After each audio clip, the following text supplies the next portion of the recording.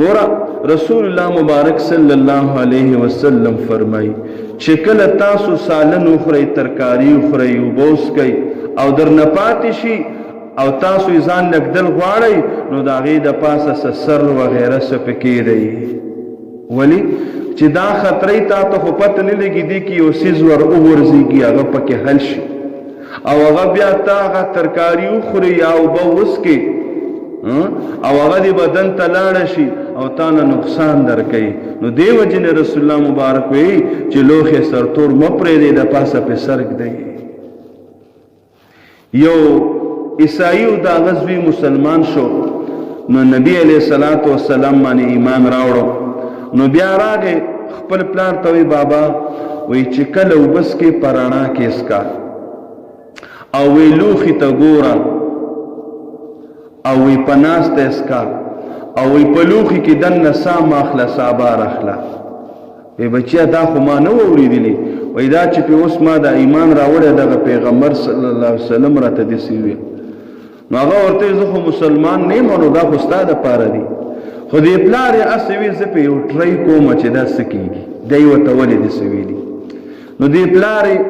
په تیاره کې اوبه وڅښلې او په ولاړه یې وڅښلې او سای په لوښي کې یې واخېسته او اکدم دی راګزار شو را پرېوتو هلی ماله راشئ چې رالل ویې کته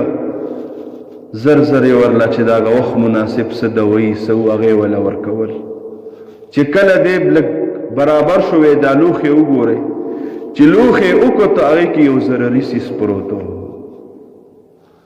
نو ورته وی بچیا ما پستا به د پیغمبر صلی الله علیه وسلم په سنتو باندې یو پریکټس کو چې ټرای مې پې کوله چې دا څه دغه دی نو وایي چې یو خو مې چې کله اوبه څکلې د اوبو خوند ټیک نه و دویم وایي ما ځکه راډه وڅکلې چې دا خو زمونږ لوښی دی او زمونږ اوبه دي او بل چې په ولاړه مې څکلې په دې ځای نو مې درد شو ډېر په تکلیف مې اوبه تېرې شوې نو وایي که دا ما په رڼا کې څکلې وې نو څو فایدې به وي یو فایده خو به دا وه چې د اوبه به ما نه څکلې ځکه چې دې کې ضرري څیز به ما ته ښکاره شوی و چې دا دی پروت دی ابه تې ما لر کړی و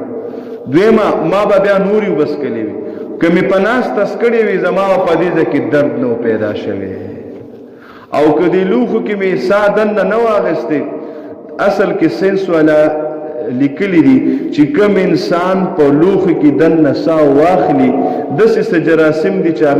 هغه ساه اخیستو سره د انسان نه راوځي او د ده خوله په هغه کې پرتی هغه اوبو کې هغه لوښو کې هغه جراثیم ورشي چې بل انسان یې بیا څکي هغه جراثیم هغه ته منتقل شي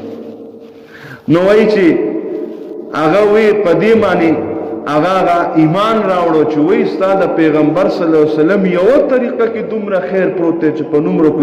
نورو کې بیا څومره خیرونه پراته نو حقیقت دی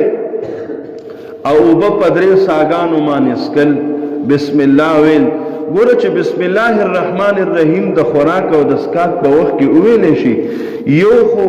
د شیطان نه انسان محفوظ شي حدیث مبارک کې راځي چې کله د چا نه بسم الله یېرئ او دې روټۍ شروع کړي د ده سره شیطان یو شان خوراک شروع کړي قلوخي کړي وایي چې کله بسم الله الرحمن الرحیم دی ووایي وایي شیطان واپس الټۍ وکړي هغه سره وغورځوي نو بسم الله الرحمن الرحیم پاور دا دی چې انسان د شیطان د حرکتونو نه بچ شي په هغه خوراک کې الله برکت کړي ولې چې د الله نوم پې واخیستی شي نو زما عزتمندو دغه رنګې ګوره په شریعت کې د جسم د بچ کېدو دپاره رسول الله مبارک صلی الله علیه وسلم فرمایي چې کله تاسو روټۍ خورئ لاس وینځئ من بعضې وخت کې په ذهن کې راشي چې زه خو اوس جومات ته رالم ما خو لاس پاک دي یا خو مې اوس اودس چارهدام وکړو لاس مې پاک دي نصیبه د ډاکټرانو لیکلي دي چې کله کم انسان لاس ونه وینځي او دې باندې خوراک شروع کړي نو وایي چې دی ماحول کې داسې څه دوړې او ګرد و غبار دي او داسې جراثیم دي چې هغه دې لاس سره لګېدلي دا ښه صفا دي دنه نه بویځي نه پکې خو هغه جراثیم د پسې ټچي چې کله دی بغیر د مینځلو خوراک شروع کړي هغه جراثیم خوراک ته منتقل شي او هغه خوراک د ګیډله د بدن ته هغه جراثیم ورشي داخل شي نو چې کله د لاس وینځي نو د هغه جراثیمونه بچ بیا وای شریعت کې چې په تولیه با چې کله روټۍ خوري او لاس وینځي نو په تولیه به نه وچه دا ولې دا وځکه نه وچه چې کې دې شي بدی تولیه باندې داسې ګرد و غبار معمولی پروتي چې هغه ته لاس وچه هغه دې سره ټچ شي تولیه کې خامخا سره هغه دې سره ټچ شي او ته بیا خوراک کې هغه جراثیم بیا ستا هغه د خوراک ځای ته لاړل او ستا ګیډې ته داخل شو نو بیا نقصان شو نو دې وجې نه وایي چې کله روټۍ خورئ مخکې به ترې لاس ووینځوئ او وچوئ به نو او چې کله روټۍ نه فارغ شي نو بیا به راپاسې او لاس په ووینځي او اوچ پې کړي ولې زکه به اوچ کی که اوس هغه پسې جراثیم صحیح په تولیه پسې اوس خو ته روټۍ نه خوري خولې له لاس نه وړي هغه جراثیمو خطره ډیره نشته نو لاس اوچ کا بل د خوراک نه پس په لاس سنت ولې دی دیو جن دې ک لاس وینځي او په صابون سره دې صفاشي د دنه باغه غړواله لال شي اگر کم د ترکاری چې کم اثرات لاسونه هغه بلال شي کدا ته اونو وینځي او ته د شي کې دیشي دیله یو ضروري سیس په بوی باندې راشي او هغه ضروري را دا غټ میږي به ولو دې راشي دیم په دې غوړ پسې ګرځي او په دې ځای د ټټکو لګي او ستا خیال نه خوب کې بعض وخت کې لاس خلی لال شي یا شیخ خلیل لال شي ال ټټکو لګي بل سی شی ولا ضروري خو بلا سی سونه دی بلا مخلوق الله پیدا کړي نو مو خو به سوچ اصل کې د ثواب ساتو خو دنیوي فایده پکې دا ټول سنت د جسم د بچ کېدو د پاره دي کنه بل دا چې کله انسان اسویلې کوي یا مونږ وته څوک وته اګرمې وي څوک وته اٹکې وي چې کله دا راشي په دې خوله باندې ملاس کې دي د دې دوه وجه بیان کړي یو وجه خدا ده چې کله ته اسویلې کې خوله باندې لاس کې دي د ماحول کې داسې بیکټیریا او داسې جراثیم موجود دي چې هغه د خوله کله کلاوي هغه دننځي دویمه پکې دا خطرې چې کله خوله کلاو شي په اسویلي باندې دا زر بنديږي نه دسته کې پکې ماشه دننه لاړ نشي مچ ور نشي بل یو ضروري سیس دی هغه دننه داخل نشي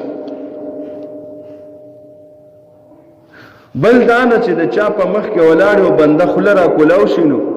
ډیر خلک نه خو خیده سي مخ ته واړی داسې ولې دنده ټول سیستم ښکار شي کله کله په شیشه کې سړی وګوري او د خپل خوله کولاو کی او دنه وته د هر سخکاری دی په خپل ځان نه خوخی چې زه د سیمه نو دوه خبرې د پیغمبر صلی الله علیه وسلم دی سنت کې راجم دی شو یو دا